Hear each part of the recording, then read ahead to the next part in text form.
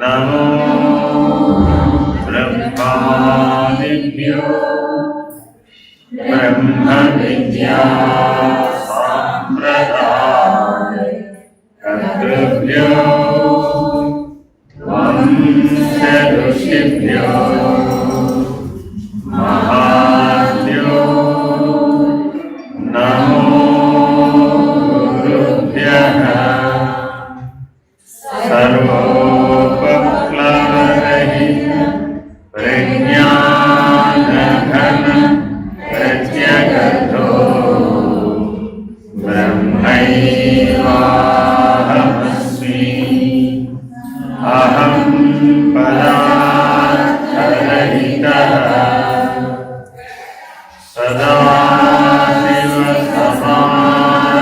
सदाशिवसमारम्भाम् व्यासशङ्करमध्यमाम् अस्मदाचार्यपर्यन्ताम् वन्दे गुरुपरम्पराम्। हरिः ओम् श्रीगुरुभ्यो नमः। हरिः ओम्।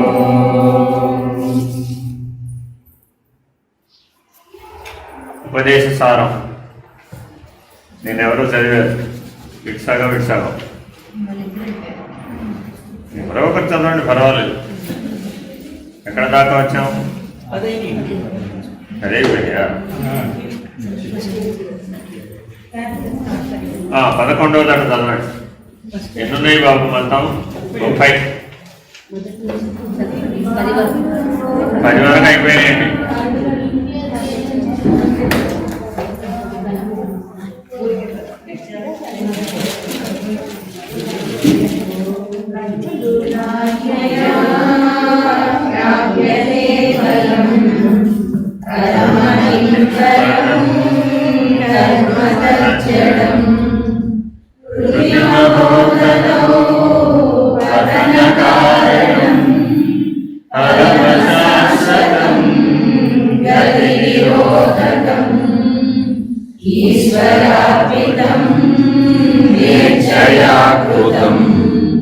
चित्तशोधकं मुक्तिसाधकं कायवाङ्मनः कार्यमुत्तमं पूजनं जपः चिन्तनं क्रमात् जगत ईशनीरुक्तसेवनम् अष्टमूर्तिदेव पूजनम्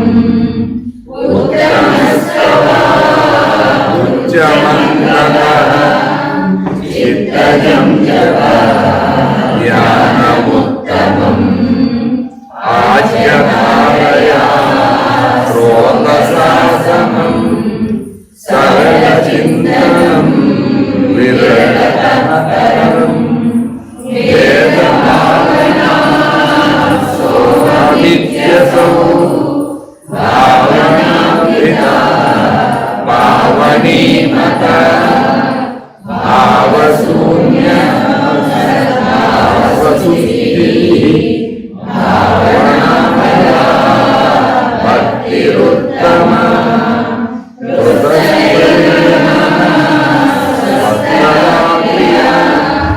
भक्तियोगो भाष्य निश्चितम्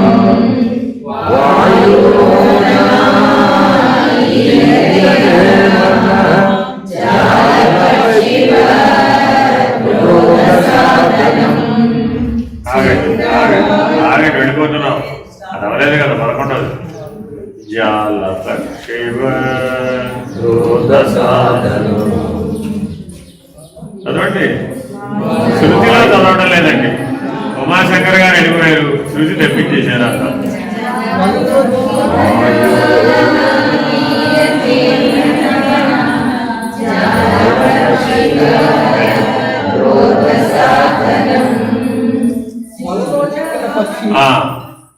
చదవమంటారు ఎవరో ఒకరు చదవండి అర్థం. వలలో చిక్కిన పక్షి కదలలేదు. అలాగే ప్రాణాయామం చేత మనసు దృఢపడుతుంది. విగ్రహానికి ఇది చక్కని మార్గం. నేను వచ్చినప్పటి నుంచి అందరు ఇదే అడుగుతున్నారండి.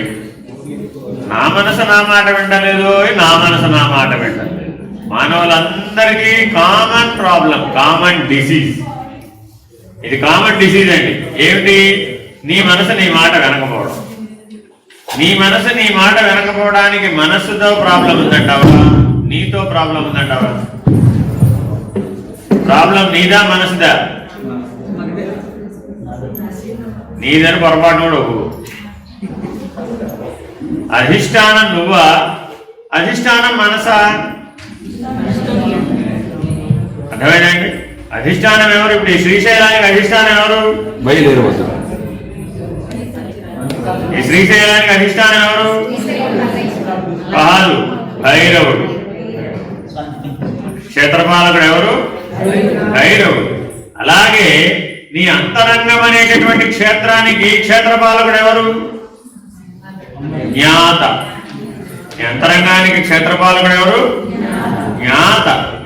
మరి క్షేత్రపాలకుడు అనుమతి లేకుండా ఎవరైనా లోపల రావచ్చా? పోనీ వచ్చిన వాడు బయటికి వెళ్ళవచ్చా? అర్థమైందండి? వెళ్ళిపోతున్న వాళ్ళని ఎవరు పర్మిషన్ తీసుకోవాలి? ఇప్పుడు క్షేత్రపాలకుడు. భైరవుని పర్మిషన్ తీసుకుని వెళ్ళాలి. ఏ క్షేత్రంలో అయినా కూడా క్షేత్రపాలకుడు ఉంటాడండి. ఇక్కడ కూడా మీరు మొదట్లో మనం ఘాటీకి వచ్చేటప్పుడు మధ్యలో భైరవుడు విగ్రహం ఉంటుందండి అక్కడ ఎంట్రన్స్ లో. మీ అందరికి చూపెట్టాము. అమ్మ భైరవుడు కనపడుతున్నాడు, దండం పెట్టుకునే వాళ్ళు క్షేత్రపాలకుడు, ఆయన పర్మిషన్ లేకుండా క్షేత్రంలోకి ఎంటర్ అవ్వకూడదని. మరలా తిరిగి వెళ్ళేటప్పుడు కూడా అదే భైరవుడికి నమస్కారం చెప్పి ఆశీర్వచనం తీసుకుని వెళ్ళాలి. ఇది క్షేత్ర ధర్మం. మన శరీరం కూడా క్షేత్రమేనా కాదా? క్షేత్రమే కదా. నీ అంతఃకరణం కూడా క్షేత్రమేనా కాదా? క్షేత్రమే. మరి క్షేత్రానికి ఒక క్షేత్రపాలకుడు ఉండాలా ఉందా? ఉండాలి. పరమాత్మ అలా క్షేత్రపాలకుడిని పెట్టాడా పెట్టలేదా? పెట్టాడు. నీ అంతరంగంలో భైరవుడు ఎవరు? జ్ఞాత. కాబట్టి ఏ ఆలోచన వచ్చినా ఎవరి పర్మిషన్తో రావాలి? జ్ఞాత పర్మిషన్ తీసుకుని రావాలి. అలా వస్తుందే? అలా జీవిస్తున్నామా? ఏం చేస్తున్నాం? వరదలాగా చెత్త కొట్టుకురావడానికంతా పర్మిషన్ ఇచ్చేసాం గేటింగ్. అలా ఇవ్వడం వలన మళ్ళా ఆ చెత్త అంతా క్లీన్ చేయడం ఎలాగో తెలియక కష్టపడుతున్నాం. మల విక్షేప ఆవరణ దోషాలను కనపడ్డవన్నీ జోలిలో వేసుకునేటటువంటి దురభ్యాసం వలన పెంచుకుంటూ పోయాం. అర్థమైందండి? 50 సంవత్సరాల జీవితంలో ఏం చేశాం? బాగుంది అన్నవన్నీ ఏది వదిలిపెట్టకుండా జోల్లో వేసుకుంటూ వచ్చేసాం. నీ జోలు నిండిపోయింది. ఎంత నిండిపోయింది? నువ్వు మొయ్యలేనంత బరువుకు చేరిపోయింది. ఇప్పుడు ఏమంటున్నావు? నా బరువు ఎవరో తెచ్చిపెట్టండి రా బాబోయ్. ఈ బరువు ఎలా తయారైంది? నేనేం చేయలేదండి బాబు, అదే వచ్చేసింది 50 ఏళ్లలో. అది అనంతరం అది రావడానికి అది జడమా చేతనమా? మరి దానంతరం ఎలా వస్తుంది? రాదు కదా. అంటే జడచేతన విమర్శ చేయలేదు, అధిష్టాన ఆశ్రయ విమర్శ చేయలేదు, ఆధార ఆధేయ విమర్శ చేయలేదు. విచారణ అంటే ఈ 3 చెయ్యాలండి. ఏది ఆధారము, ఏది ఆధేయము, ఏది అధిష్టానము, ఏది ఆశ్రయము, ఏది జడము, ఏది చేతము. ఈ 3 విమర్శ చేసిన తర్వాత మాత్రమే జ్ఞాత అనుమతించాలి. ఎప్పుడైనా గుర్తుపెట్టుకోండి. క్షేత్రపాలకుడు లోపలికి రానివ్వాలి అంటే మీరు క్షేత్రపాలకుడి దగ్గర ఏం చూపెట్టాలి? ఏం చూపెట్టాలండి? కలియుగం తెలియజేయడం అండి ఐడి అంటే. స్పిరిచువాలిటీలో ఐడి ప్రూఫ్లు ఉండవు కదా. మరి ఈ ఆధార్ కార్డు చూపెట్టి అక్కడ కుదరదు.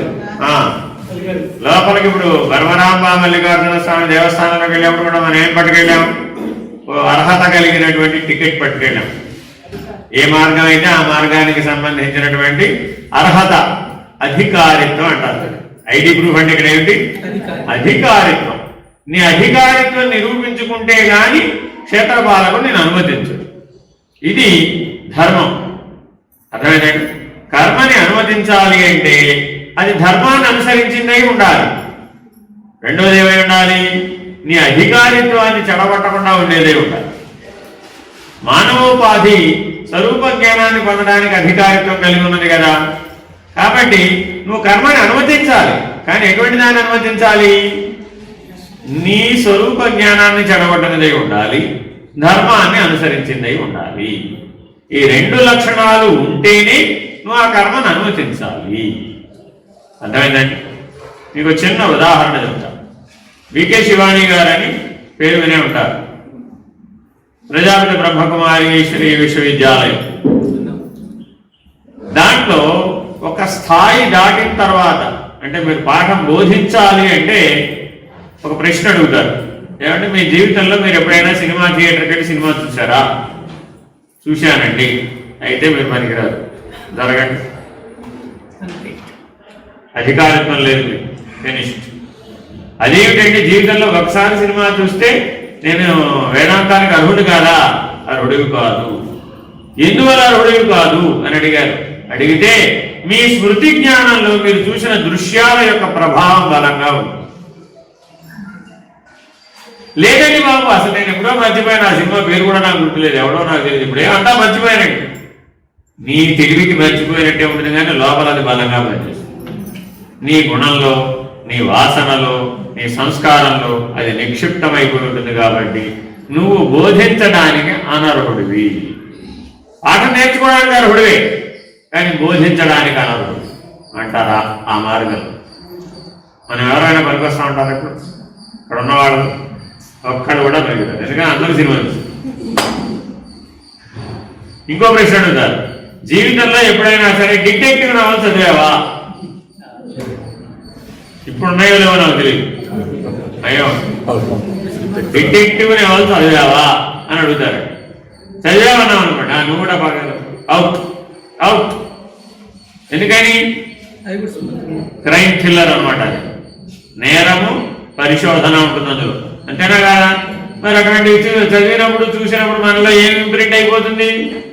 నేరము పరిశోధన, క్రైమ్ థ్రిల్లర్ అన్నమాట. అవుట్. నెక్స్ట్ ఫ్యాంటసీ అంటే ఏమిటి? హాలుసినేషన్. ఫ్యాంటసీ దేనికి కారణం అవుతుందంటే హాలుసినేషన్ కారణం. హాలుసినేషన్ అంటే భ్రాంతి. అర్థమైందండి? ఇమాజినేషన్ పాజిటివ్ సైడ్ ఉండాలి, కానీ నెగిటివ్ సైడ్ ఉండవు. పాజిటివ్ సైడ్ ఉంటేనేమో జ్ఞానానికి దారితీస్తుంది, నెగిటివ్ సైడ్ ఉందనుకోండి భ్రాంతికి దారితీస్తుంది. నెగిటివ్ సైడ్ ఉండేటటువంటి ఇమాజినేషన్నే ఫ్యాంటసీ అంటారు.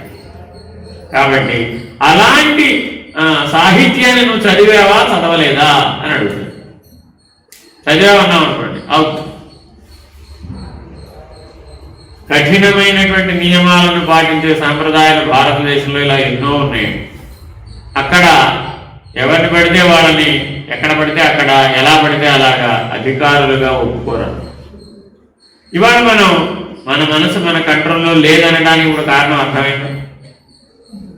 మా ఆయన గారు ఎక్కడ బాధపడతాడో అని ఆయనతో పాటు వెళ్ళి కొన్ని పనులు చేయడం. మా అమ్మాయిలు మా అబ్బాయిలు ఎక్కడ బాధపడతారో అని వాళ్ళతో పాటు వెళ్ళి చేయడం. వాళ్ళ కోసం చేశానండి అనే పేరు మీద వాళ్ళతో పాటు మనం కూడా చెత్త మోసుకొచ్చుకున్న తర్వాత వాళ్ళు ప్రశాంతంగానే ఉంటారు, మనం బాధపడతాం. మనం ఆల్రెడీ మన సంస్కారాలు, మన వాసనా బలంతో మనం చేసినటువంటి కర్మాచరణ అవి కూడా అలాగే తెస్తాయి కదా.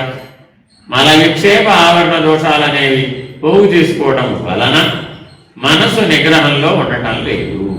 ఎవరికి వాళ్ళు తమ అంతరంగాన్ని పరిశోధించుకుని మీ లోపల మలము, విక్షేపము, ఆవరణము ఎంత బలంగా ఉన్నాయో గ్రహించి దానిని మనోనిగ్రహ ఉపాయం ద్వారా పోగొట్టుకోవాలి. ఇందులో మనోనిగ్రహ ఉపాయం చెప్తున్నారు. ఏమిటది? జాల పక్షివ క్రోధ సాధనం అంటే అర్థం ఏంటండి? మామూలుగా పక్షి ఏం చేస్తూ ఉంటుంది? ఎగురుతూ ఉంటుంది ఆకాశం. ఎగరకుండా ఉండాలంటే ఏం చేయాలి? వల వేయాలంటే. ఓ వల వేస్తే ఆ పక్షి ఎగరకుండా ఉంటుంది. మనలో కూడా రెండు పక్షులు ఉన్నాయా, ఒక పక్షి ఉందా? మనలో కూడా రెండు పక్షులు ఉన్నాయా, ఒక పక్షి ఉందా? రెండు. మనలో కూడా రెండు పక్షులు ఉన్నాయా, ఒక పక్షి ఉందా? అంటే ఉన్నదే ఒకటే కానీ రెండుగా కనిపిస్తుంది. మనలో కూడా రెండు పక్షులు ఉన్నాయా, ఒక పక్షి ఉందా? పక్షి ఒకటే. ఒకటే. శ్రీనివాస్ గారు పెట్టిన భోజనం ఇంకా దిగలేదు. ముక్తాయాసంతో ఇంకా ఆలోచన తేజవంతంగా పనిచేయడం లేదు. ఒకటే గురించి. జీవహంస పరమహంస. జీవహంస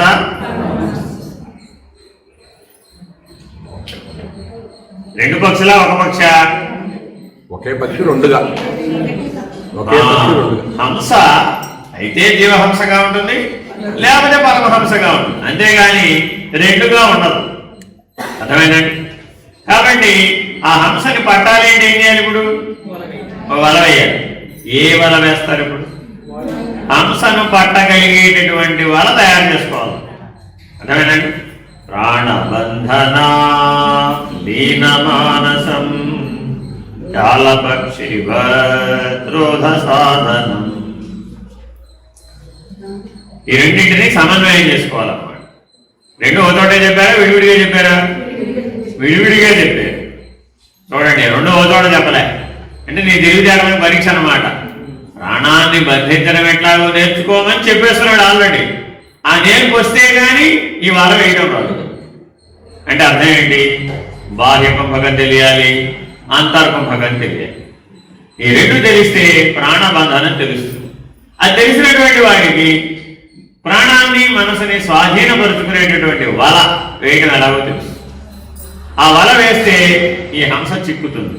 హంస చిక్కితే ఏమిటి ప్రయోజనం? చదవండి మేడం.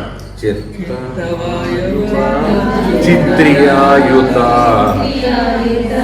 11 అవ్వకుండానే 12కి వెళ్ళిపోయారు. ముందు 11 చదవండి. వాయురోధన లీయతే మనః క్రోధ సాధనం. కాబట్టి రోజు మొత్తం మీద మనం ఇప్పుడు ఏం ప్రాక్టీస్ చేయాలండి? వాయురోధన. వాయురోధన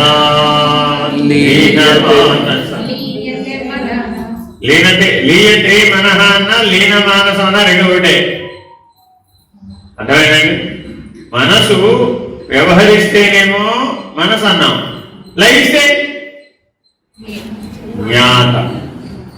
మనసు లయిస్తే మిగిలేది ఎవరు? జ్ఞాత.